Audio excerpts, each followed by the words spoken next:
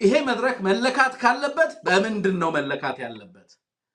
ጄኒውን የሆነ ቅሬታ ያቀረቡ ሰዎችስ ከምን አንግል ነው ያቀረቡት? የቀረቡትንም አንግሎች እንዴት እናያቸዋለን የሚለውን አነሳለሁ።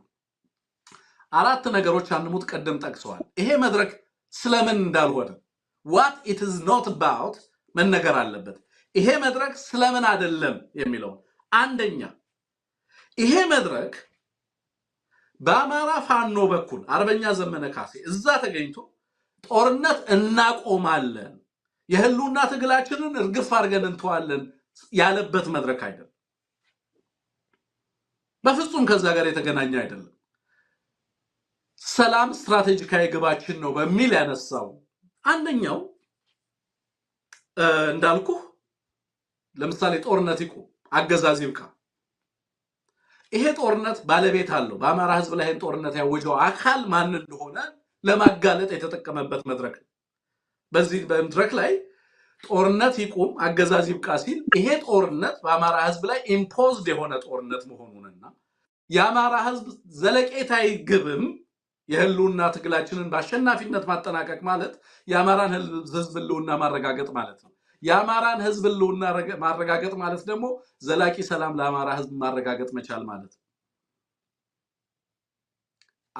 አማራን ማህበራዊ ረፍት እንነሳዋለን፣ ሰላም እንነፍገዋለን ሲባል የነበረው በምንም አይነት መልኩ የህልውና ትግሉን ማሸነፍ ዘላቂ ሰላማችንን ከማረጋገጥ ጋር በከፍተኛ ደረጃ የተቆራኘ መሆኑን ማስቀመጥ ያስፈልጋል። ሁለተኛ ይሄ ትግል የስልጣን መጋራት ወይንም ደግሞ የተለየ የፖለቲካ ድርድርና ምክክር ወይንም ደግሞ የተለየ የፖለቲካ አሰላለፍ መድረክ አልነበረም። ጠላት በዋናነት ጸረ አማራ የሆኑ ኃይሎች አገዛዙን ጨምሮ በነገራችን ላይ እና ያገዛዙ መጠቀሚያ የሆኑ የውስጥ ያገዛዙ ጋር አብረው ለመሰለፍ የሚፈልጉ ኃይሎችም የዚህን መድረክ ትርጉም አዛብተው ለማቅረብ የሚያደርጉት የሚሄዱበት ሂደት ኢንጂኒዩን ነው። በጣም ከፍተኛ የፖለቲካ ሴራ ያለበትና ተጨባጭ የሆነ እውነት የሌለው እንደሆነ በዚህ አጋጣሚ ማስቀመጥ ያስፈልጋል። ምክንያቱም በምንም አይነት መልኩ ስልጣን የመጋራት የትብብር መድረክ በጋራ አገዛዙን በተመለከተ በርካታ ኃይሎች ልዩነት ያላቸው ኃይሎች ይሄ አገዛዝ በአገር ላይ ያደረሰውን ነገር ማኒፌስት ለማድረግ ለማወጅ መልእክቶቻቸውን ለማስተላለፍ ይሄን አገዛዝ በተመለከተ የተጠቀሙበት አውድ ነው፣ መድረክ ነው። ይሄ መድረክ የበየነ መረብ መድረክ ነው፣ ቨርቹዋል ነው፣ በአካል የተገናኙበት መድረክ አይደለም። የስምምነት መድረክ አይደለም፣ የውል መድረክ አይደለም፣ የቃል ኪዳን ሰነድ የሚፈራረሙበት የጋራ ትግል አቅጣጫና ፍኖት በአደባባይ ይፋ ያደረጉበት መድረክ አይደለም። ኢትዮጵያ ውስጥ ያለውን አገዛዝ በተመለከተ የተለያዩ ይሄን አገዛዝ በተለያየ መንገድ እየታገሉ ያሉ ኃይሎች በጋራ አገዛዙን በተመለከተ የጋራ ማኒፌስቴሽን አቋማቸውን ቅድም አንሞት እንዳልከው በአደባባይ የገለጡበት መድረክ ነው። ስለዚህ መድረኩ የትብብር መድረክ ወይንም ደግሞ በጋራ የመታገል መድረክ ወይንም ደግሞ የጋራ ቃል ኪዳንና ማኒፌስቶ ወይንም ፍኖተ ትግል ይፋ የተደረገበት መድረክ አልነበረም። ኢንቴንሽኑም አላማውም ግቡም አልነበረም። ሰዎች የሚሰጡን ስለዚህ መድረክ የሚሰጠን ነገር ቬግ ነው።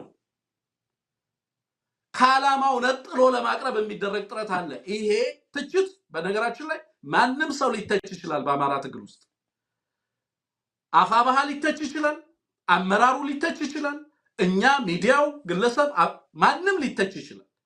ግን ደግሞ በሐቅ ላይ ያልተመሰረተ ትችት ከሆነ ልንጋፈጠውና ልናወግዘው ይገባል። ከምን አንፃር ደግሞ የተቹ አካላት አሉ የሚለውን እመጣበታለሁ። በዚህ አግባብ ግን የተቹ ሰዎች ትክክል አይደሉም። ትክክል አይደሉም ብቻ ሳይሆን ቅጥፈት ነው፣ ፖለቲካዊ አሻጥር ነው።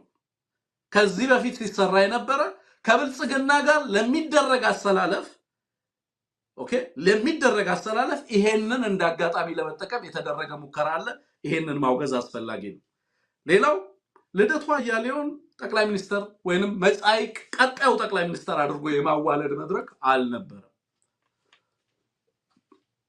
ለሱና ለስራው ለትግሉም ዕውቅና መስጠት አልነበረም የመድረኩ ዓላማ። የትኛውንም መድረክ ፖለቲካ ሁለት ነው አንሞት እየተከተልን ያለነው ትግል በዚህ ትግል ውስጥ በዋናነት እንተችበት የነበረው ነገር ምንድነው እንተችበት የነበረው ነገር ትግላችሁን ከወታደራዊ ትግል ባሻገር ሌሎች ህዝቦች የትግሎቻችሁ ደጋፊ እንዲሆኑ በርትታችሁ አትሰሩም ከናንተ በዘለለ መንገድ ከአማራው ህዝብ ባሻገር የናንተ የትግል መብራት ሌሎችን ህዝብ ኢሉሚኔት በማድረግ በማንቃት ሌሎች ህዝቦች የትግላችሁን ዓላማና ፍሬ ግብ እንዲመለከቱ አታደርጉም የሚባል ተደጋጋሚ አሰልቺ